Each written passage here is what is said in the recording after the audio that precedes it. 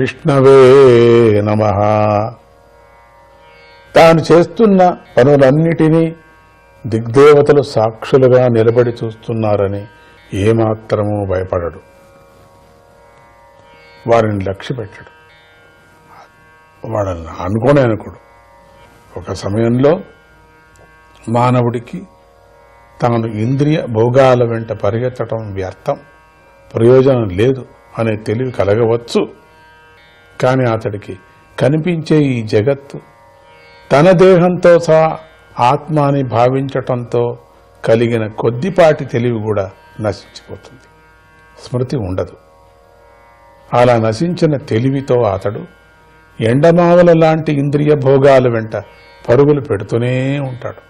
పూర్వపుణ్యమంతా అనుభవించటంతో మానవునికి పుణ్యం క్షీణించిపోగా అతడు జీవోత్సవంలాగా ఉంటాడు.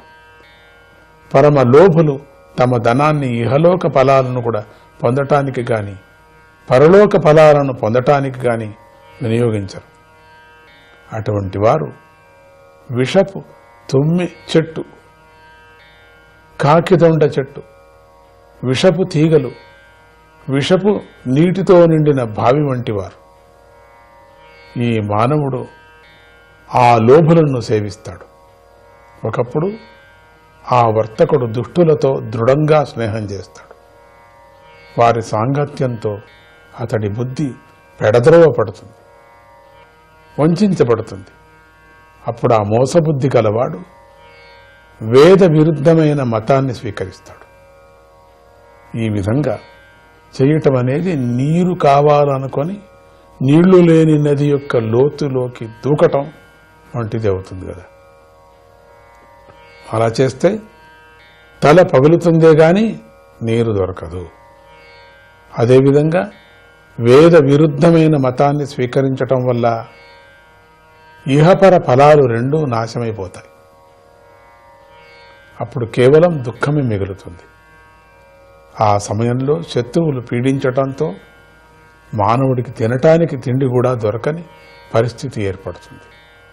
అప్పుడు అతడు ధనం కోసం చేతిలో చిల్లిగవ్వ కూడా లేని తన తండ్రిని, కుమారులను దారుణంగా పీడిస్తాడు. ఒక సందర్భంలో అతడికి కాలం కలిసి రాదు. రాజవంశంలోని వారే, అంటే బాగా బ్రతికి ఉన్నవారే రాక్షసులుగా మారిపోతారు. అతడికి ప్రాణులతో సమానంగా ఉన్న ప్రేమైన ధనాన్ని దొంగలిస్తాడు. అంటే ప్రాణాలతో సమానంగా ఉన్నటువంటిది, మన ప్రాణులు అనుకున్నాం, ప్రాణముతో సమానంగా. అప్పుడు ఆ బ్రతుకు జీవుడి లక్షణాలన్నీ బలహీనమైపోతాయి వాడికి. అతడు బ్రతికి ఉన్న చచ్చిన వాడితో సమానంగా జీవోత్సవంలాగా పడి ఉంటాడు. ఒకప్పుడు ఆ వర్తకుడు మనస్సులో ఆలోచిస్తూ ఏవో కొన్ని పదార్థాల గురించి ఊహిస్తూ ఉంటాడు. అవి అతడి ఊహలోనే ఉంటాయి కానీ వాస్తవంగా ఉండవు. తండ్రి, తాత మొదలైన బంధుత్వాలు కూడా అలాగే ఉంటాయి. అవి నిజమని మానవుడు భ్రమిస్తూ ఉంటాడు.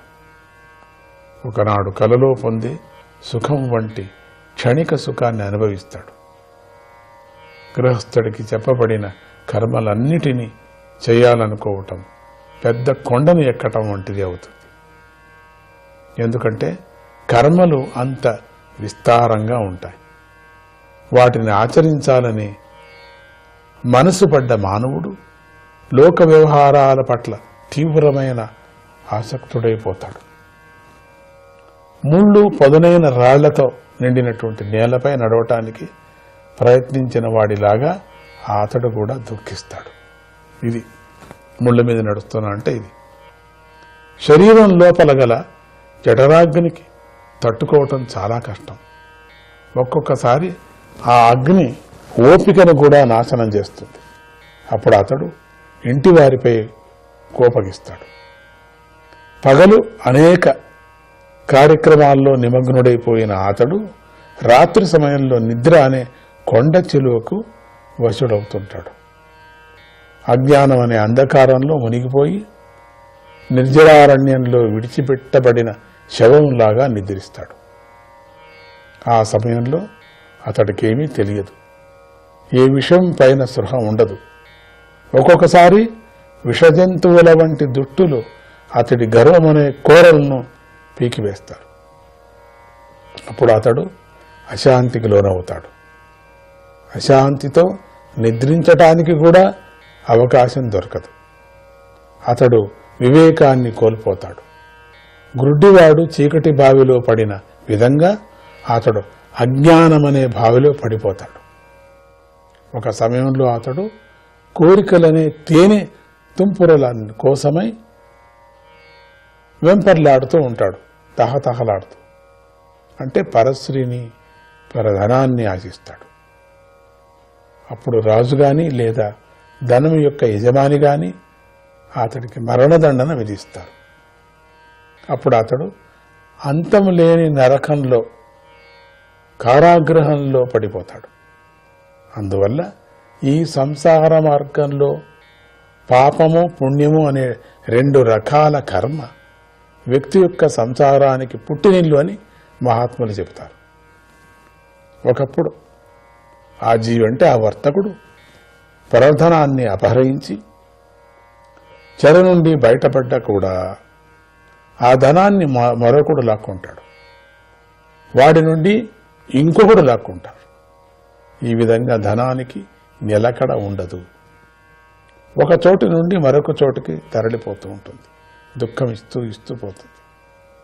అప్పుడు మానవుడికి ఒకసారి చలి, వేడి మొదలైన ఆదిదైవిక దుఃఖాలు, మరొకసారి ప్రకృతితో కల్పించబడే ఆది భౌతిక దుఃఖాలు, ఇంకొకసారి శారీరానికి కలిగే ఆధ్యాత్మిక దుఃఖాలను తప్పించుకునే శక్తి ఉండదు. కనుకనే మానవుడు అంతులేని చింతతో శోకిస్తూ ఉంటాడు. ఒకచోట మానవుడు ఇతరులకు ధనాన్ని ఇచ్చి పుచ్చుకునే వ్యవహారాన్ని చేస్తూ కూడా ఉంటాడు. విచిత్రంగా ఉంది ఈ సంసారం, ఈ జీవి యొక్క విచారం. త్రివిక్రమాయ నమః.